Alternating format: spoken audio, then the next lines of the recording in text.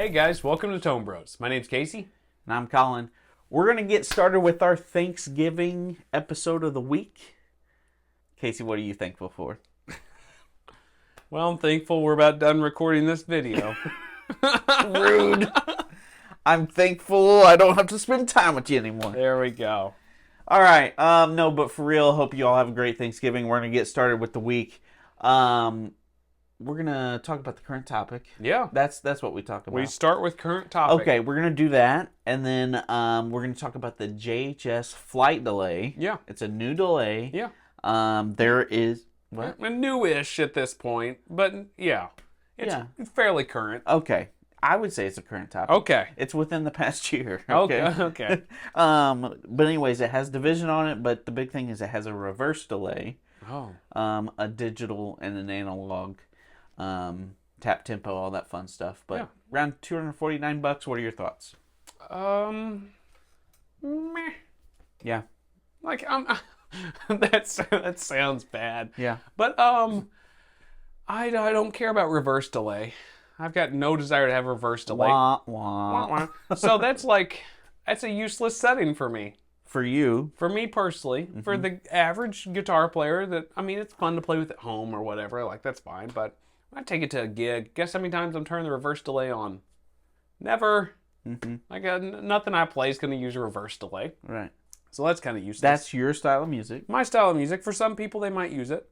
$249 is a pretty good price, really. It's got tap tempo. I like that. It's got analog delay. Like that. They've got a digital delay in there. Like that. It's just, it's okay. I actually kind of like some of their older delay setups a little bit better, in my opinion. That Copycat delay or whatever they had, the Lucky Cat. Lucky Cat, not Copycat. Copycat's a different pedal. It's fine. Anyways. But I think that's a Dan Electro. that's a Dan Electro pedal, yeah. But I kind of liked that setup a little bit more. This one's a little bit wider, a little bit bigger. That's pedal. my biggest gripe. Is when you have stuff like the Halo, it has jam-packs everything, not to mention presets. Yeah. And that's what, $300? It's $300. You've got a bunch of presets on it. So what I'm saying is, Meh. when you have that, Meh. and then you have this, Meh. I mean, it's a cool thing. It's cool. No one's got reverse delay on a pedal like that. They needed to put a new delay pedal out. Yep. It was time. It was way past time, in my opinion. My gripe, just make it smaller. Yeah, I wouldn't care if it was smaller, but it would have been nice to have presets. Would have been nice to have, if you're going to do 3 delay options, to not put reverse on there. I mean, how That was an overreaction. That was a Michael Scott thing right there. Yeah, I just got lost there for a second. So I'm trying to be cool about it, but I'm kind of like meh about it. Also, another thing is when you're switching between delays, not to mention when you're changing your time, like, typically my modulation's set at a different rate and everything. What do you mean? So, like, I think it's got modulation rate on there and depth. You know, you can choose it. But when I'm going from a fast... like slapback delay? Yeah, and then I'm going to a long... Usually my modulation's different. I'm with you. I don't want it the same. No. So if I did the tap tempo thing, it would kind of throw me off with the modulation. You just have to have low modulation. You'd never have something with real high modulation. But I don't want that. Well, I know that. Well, you want it all. I want it all, and I'll have my cake and eat it too. That's right. So it's cool. I like that they put it out. They need to put it out. Is it for me? Probably not. No. We also don't want to deter anyone if that's your bag. No, right? if it's right up your alley, that's awesome. There's lots of pedals that are not up my alley that I'm not super excited for. Current Topics is just to talk about the current topic. Right. And kind of if we're interested in our thoughts on it. I think it's great they put it out. I think it will fit a ton of people's bills. And I think that's great. But as in, if you're asking me, do I want that thing? Am I going to throw it on board? Meh. Like, it's cool. But it's not necessarily for me. Right. Yeah. Also, don't come at us that we are not demoing the pedal right now. Yeah. Like, no. That's not what we do. No. You know why? Demos suck. Yeah. So, let's move on to your main topic. We've talked about this enough. Okay. So, this is something I've tried to wrap my brain around. Okay. It's the idea of having analog and digital effects and why I'm okay with some things being analog and some things being digital. Okay. All right, so an amp, I don't want digital. Forget that. Right. I had thought about getting, something I can just plug straight into the PA, having no sound on stage. Yeah. And you almost went to the dark web. I almost did. The dark side. That leads to the dark side. I see the benefits of it. Truly, if you have a silent stage and you're the only one with an amp, it is kind of weird. Okay? Yeah. It is weird. But that's like a digital processor type thing, sending it to the PA. That's different. What I'm talking about is strictly stomp box style effects. Mm-hmm. Okay? For me, this is how my brain wraps around it. Okay? I think when I first started, I was like, analog everything. Digital is crap. You kind of started guitar in the boutique era. Yeah, Like when full tone was huge. When boutique pedals were a big thing, Love Pedal, Full Tone, like Yeah. all those companies were really hitting hard. That's kind of when you started guitar. Right. So when I started, I was like, analog everything. There's no other option. If it's not true bypass, I'm not buying it. Probably at that time. I didn't realize I needed a buffer. Yeah. Anyways, so that's how I started. Now, I am going to admit, I recently purchased an HX1 for a small board because, man, that is a Swiss Army knife if I've ever seen one. Yeah. When studio guys are using M5s, M9s, M500s Right. from Line 6, and it does anything you need to on the fly, I do get it. Yeah. So I put it on my small board because, man, it does everything. Yeah. It is a digital pedal.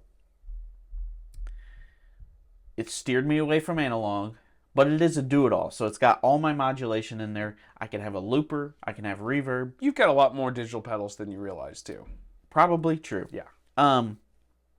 But it made me think, like, what's my cutoff with digital and analog? Yeah. So I think in my brain, if it's overdrive, fuzz, always analog. Or amp, obviously. Mm-hmm. But if it's modulation, delay, reverb, well, I would like reverb to be true. Like, reverb. You gotta carry a plate around with you, or like a hello. yeah. Anyways, really, overdrive and amp tones I want to be true. Mm-hmm. And then after that, I think I'm okay with digital now. And it's weird saying that. Yeah, but I think you've been okay with digital with all that stuff for a long time. When? I think most guitar players have been. I mean, you think about like one of your go-to delays for years was at TC Flashback. Okay, that's because I didn't have a choice because it did it all, so I had to have it. Right, but you were... It wasn't my first choice. It might not have been your first choice, but it was like a go-to for you. It was. There's a lot of modulation pedals too that have been digital that you've never been too concerned with, I think. I do think there is something to analog overdrives and fuzzes that digital, for whatever reason, just has a hard time picking up. And I think if you're going for a true analog sounding modulation, there's nothing that touches it. Yeah, I'd have to agree with that. I mean, hearing a Boss chorus and a digital chorus, while it sounds good, it doesn't give you the same feel. Yeah, think of like Phase 90s or those old Electro Harmonix pedals, that just are so like gooey sounding and just like thick. Wow. Nothing. Great adjectives. Well, I mean, I don't, you know what I mean? That was probably not the best. Gooey and thick. But, I mean, there's just something to those pedals that no matter how much we try in the digital form, it gets close, it gets ballparky, but it's not the same. However, I think for us, the average musician, the average gigging player and whatnot, or bedroom player or whatever, I think most of us can get by on a lot of these digital modulation pedals because we kind of need a grab bag for studio guys too. I say that. I mean, the professional studio guys are doing very similar things where they've got the M9s on their board or HX1s or whatever it is, the new Fractal FM, whatever they put out here recently, where the modulation stuff is coming out digital because they kind of need a grab bag of grabbing multiple modulation pedals and maybe they don't have room for an Electric Mistress and a CE1 and like whatever the modulation pedals, because they get big. Right. To do it, vintage style like that and all analog, is kind of cantankerous and it's hard to get dialed up, and then you got to deal with all the issues with buffers and with bad bypasses or feeding them into your signal all the time. It makes way more sense to go digital, in my opinion. Wow. I'm surprised to hear you say that, I'll be honest. Well, for modulation especially. For a long time, you were like, forget digital everything. You're right. I had a bunch of, analog modulation effects. But I am more okay with it now. Especially for that type of thing. When it's, especially like a Swiss Army knife. Kind of like, especially for playing like top 40 hits. I mean, you kind of have to have that grab and go type stuff. If I was playing my own material, and I was playing my own written stuff, I would probably have 2, maybe 3 modulation effects that I used regularly that were my go-tos. And I would not have them digital. I would have them analog. To inspire you. To be inspired, and it's like the most important modulation effects to my sound and to what I write. I would buy the real deal. But the fact that I'm not doing that, I'm playing mainly all covers, and I'm playing like, whatever. I need to have a grab bag of stuff I can grab and reach for. So for that reason, I'm good with digital. As much as I love analog delay, there's something to some of those digital delays that are just different. So I'm okay with that. And same with reverb. I mean, I don't know how you're going to get by other than a spring tank. Right. You're not gonna, that big, was it Surfy Bear or whatever? Yeah, it's got all the springs in it and stuff. So other than things like that, you're not going to get away with an analog. So you brushed over it. Why is overdrive different for you? You said it doesn't have the same thing, but what does it do differently? I don't know. It just sucks. Okay. So I don't know. There's just something about it. I have played the Strymon overdrive pedal, whatever that is. Whatever.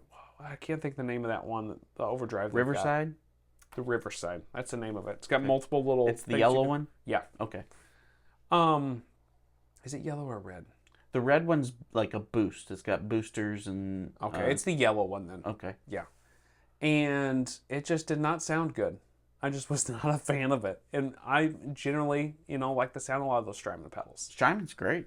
But I was not a fan of those overdrives. Anytime I've tried some digital version of it, and even in like multi-effects pedals, there's something missing. Like it's so important to me to have a great overdrive sound. Maybe that's it. As I'm talking through it and I'm figuring it out, maybe. It is so like core to my sound to have a great overdrive sound.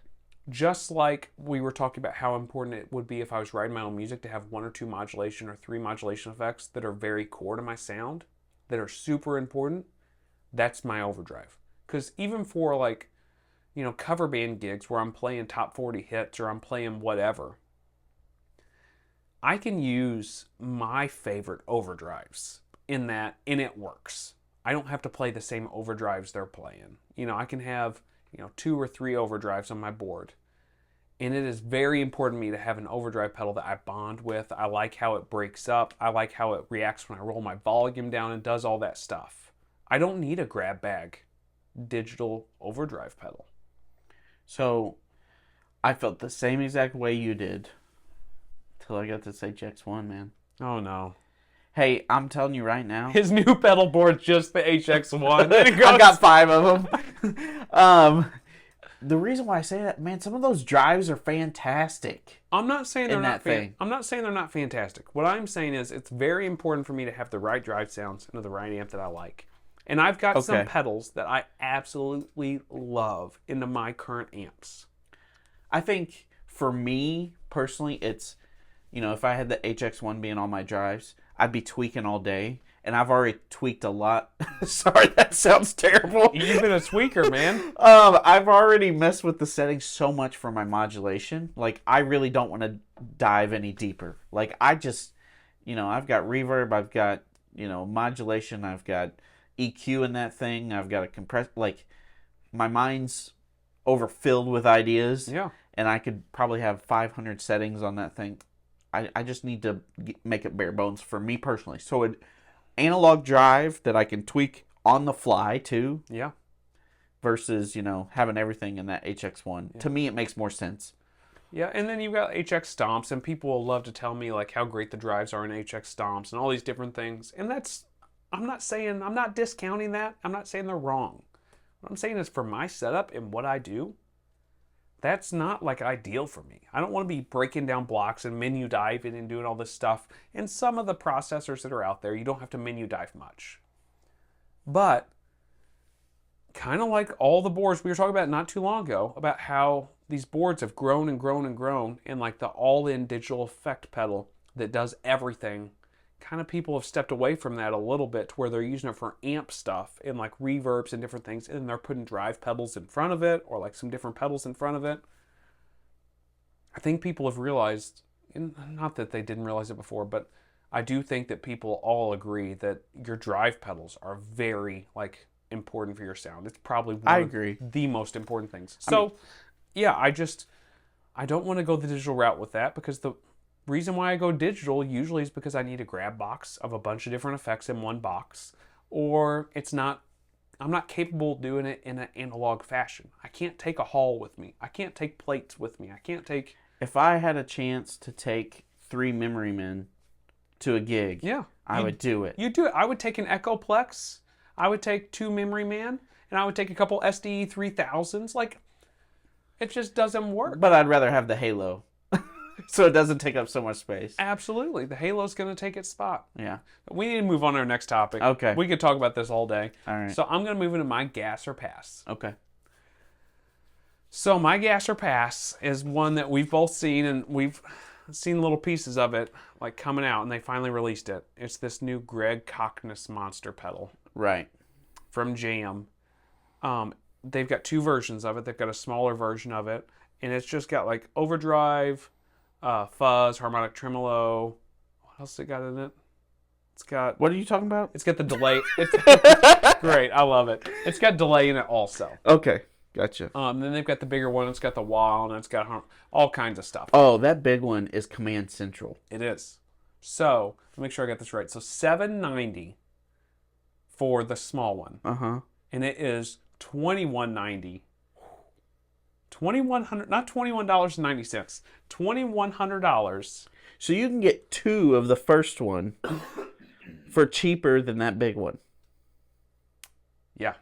However, they're all encapsulated in the same thing. Mm-hmm. You basically lay it down, and you're set to go. You plug in and out. I think there's an effects loop that you can move, or maybe they've got an effects loop at a certain spot for it. That way you can try out and add pedals to it. It's kind of crazy for a maker like Jam to put something like this out. I've never seen someone do this personally. I mean, we've all seen like the digital versions of this, or Tech 21. Tech 21 do small versions, but like a boutique company to do something like this? Right. Crazy, right? I mean, I don't think it's that crazy. He's maybe not crazy, but you know what I'm saying. Okay. All right, nice finger quotes. Yeah, you're welcome. So I don't think it's crazy because he's had this type of like Jam setup for years. I mean, he's shown it to a lot of people. Okay. It's not crazy for Greg to use it. It's kind of crazy they're putting it out, and they've got one selling, as a product. They're selling one for $2,200, and they expect you to use nothing but Jam pedals. I mean, of course you can insert other pedals, but it's kind of crazy, right? They're trying to give you everything you would possibly need in one layout. And it's a boutique maker. Who's doing that? No one. No one. There might be a reason. But there is probably, a niche here that they're trying to see if it'll take. You know what I mean? Yeah. So, I don't know a whole lot of people that has only one brand of pedals on their pedal board, though. Besides Greg. Yeah, but before this, he didn't. I know. Yeah. It's a lot. Like, the graphics on it are really cool. I love the burnt orange to it. Yeah. I honestly, if I saw it in person, I'd be confused. I need the line separating the pedals like bigger or brighter or something, because I wouldn't remember what this switch did here versus the... Sorry about that.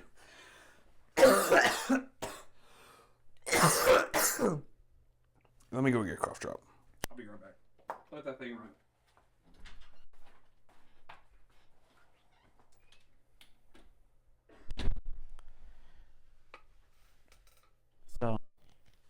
Howdy, neighbors. This is what it's like having a brother. It's wonderful, isn't it? I hope you're really enjoying your Thanksgiving, because this is what it's like having brothers around, and it's a wonderful experience. I really hope you feel warm and fuzzy inside this week. I'm really proud of us. I'm proud of you, and I hope you're feeling great too. Yeah. I'm so sorry. We'll be okay. All right, so let's try to get back to this after he had a coughing fit. What I was trying to say is the lines and the pedal, they need to be brighter, because I keep thinking that I need to tap like the wrong pedal or something. Like I'm getting my mind mixed up when I look at it. Like, it's not here in person, so maybe I should reserve my thoughts until I see it. But who am I kidding? I'll never see one. No, I don't think we're going to see any of these out in the wilderness. I Yeah. mean, it's just, maybe once or twice. And we go to a lot of shops. We go to a lot of nice shops. Well, it's not going to be in a shop. It's going to be ordered. But Yeah. I think it's cool in theory. If I was first starting out, like getting into the boutique business, and I had, or not business, but getting into the boutique realm of buying boutique pedals, and I just came from a multi-switcher, and I did want something all-in-one, maybe I would go that route. But man, you'd have to be committed to each pedal that's on there. Yeah, Like, it has to fit so many categories for you to be able to get it. I would not do that. Yeah, I wouldn't. And it is confusing when you look at it. That's something about separate pedals. You can look at them. They're different colors. They're different brands. You can tell exactly where you need to stomp on them and then what they are. I don't know. I don't get this. I really don't get it. I think it's cool. They probably just had so many requests because Greg had this for so long, and they're like, please, put this out. I didn't anticipate them putting 2 versions. They probably could have stopped with the first one. The thing is with Jam, is they're a small enough boutique company, I do think they can make them to order. Well, that's so probably true. unless somebody orders one, they don't have to make one. Right. They don't have to have them in shops. Like we said, we're not going to see them just hanging out at a Guitar Center. Right. Yeah. So, I don't know. It's kind of cool that it's being made. I love that they're putting it out there. I mean, no one's doing it. No. But, yeah. For me, it would be a pass, though. Yeah. It's a pass for me, too. Okay. You want to move to your gas or pass? Okay.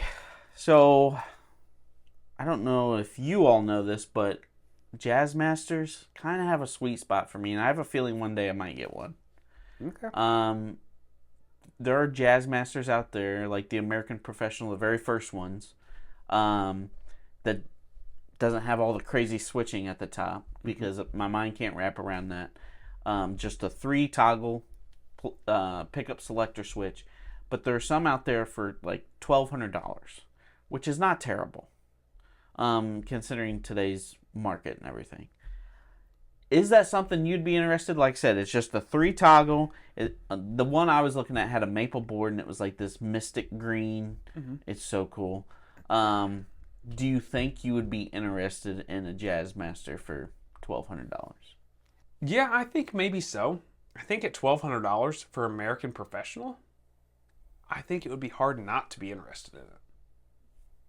I'm not a big Jazzmaster guy as a whole, but they do have a specific thing they go for.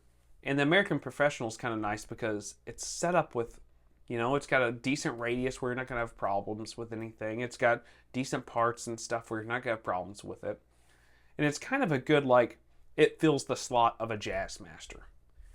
I've probably got other things in my mind that I would choose to look at way more before this. So I'm not sure, I'm gassing really hard for this right now. There's other things that kind of meet that, but I don't know. I guess whenever it comes to Jazzmasters, it would probably be the hardest gas I've got right now. Okay. If that makes sense. That's fair. What about you? Yeah, because I've been interested in Jazzmasters, and they do have a completely different sound. Yeah. I don't know if it's just how long the string is on the body. You know what I mean? Like, Yep. it feels like there's more heft to the note when you compare it to a Tele or Strat. I just think there's a just totally different sound to it, and like truly surf music. You know what I mean? Yeah. James Bond music, like that's what I think of when I think of a Jazzmaster. I could see it being in my arsenal. $1,200 is the right price point. I mean, when you're looking at Jazzmasters for an American made, you know, that's a pretty good price. So I think for me personally, it's a gas. I think I want one. Yeah, $1,200, it's hard to say no. Right. You know, when the American standards were like $1,100, $1,200, it kind of felt like a good price to be at. And now it seems like the American guitars have gotten so much more expensive. For a used one to be in the $1,200 ballpark, It's not terrible. it is hard to beat. Yeah. And yeah, the American Professional, I guess for me right now it's going to be a pass. Because I've got other things on my list I want to get to before this. Okay. But I guess it's still a gas for you? Yep. Okay. Well, let's move into my main topic. My main topic was brought on by you. Uh-huh. So, I had the pleasure, or not so much pleasure, of picking up one of your guitars the other day. Mm-hmm. I don't know if I've ever felt guitar strings in a guitar neck so grimy. I mean, I realized you'd played a gig, and you hadn't had time to clean anything or do anything like that. But also, you are not the person that is the most apt to go change your strings. Right. My main topic is, please go change your strings. I don't care what the last time you changed your strings. Just go change your strings again. Because they are atrocious so many times. What is it about changing strings that we don't like to do? I changed my strings the other day, and they were gross too. Yeah. I mean, they were gross. I had played like 4 gigs on them or something, and they were nasty. And I didn't feel like I was sweating that much. It wasn't, anything crazy. Mm-hmm. But I think I need to change strings way more often than what I do. 4 gigs, that's like hardly nothing for me. I know. I'm fully aware. Yeah. So what's If I change them within 3 months, that's pretty good. Yeah, gosh. I'm telling you right now, like 6 months is pretty average. And you're using regular strings. Yeah. Yeah. So is there a thought process behind that? Or is it just, I haven't had time, haven't got to it?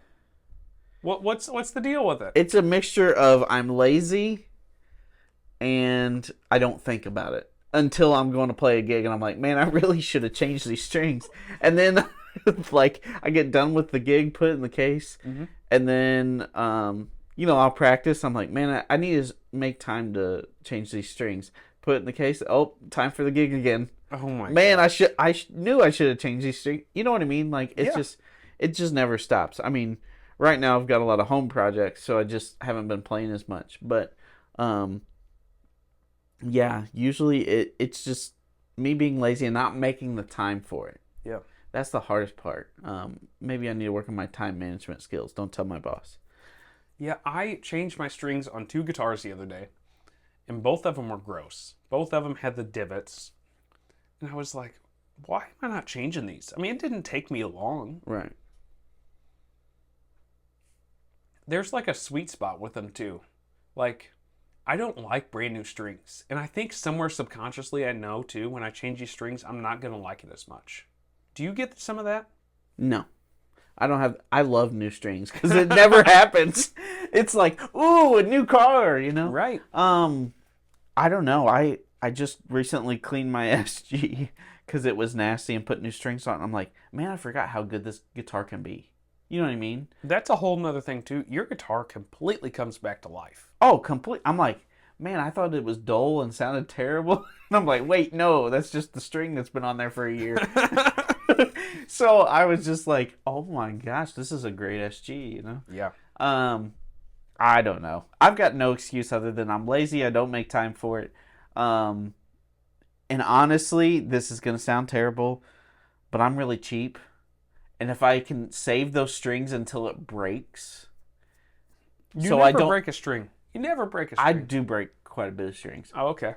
So if I can save it until it breaks, that way I'm saving that extra $20 a year. $3. $50 probably in the year. Let's be honest, with acoustics. It might be more than that. It might be $100. Anyways, if I can save a couple extra dollars, that's honestly probably where it lies. Besides the laziness. Yeah, because your electric costs you like $3 to change. No. 5?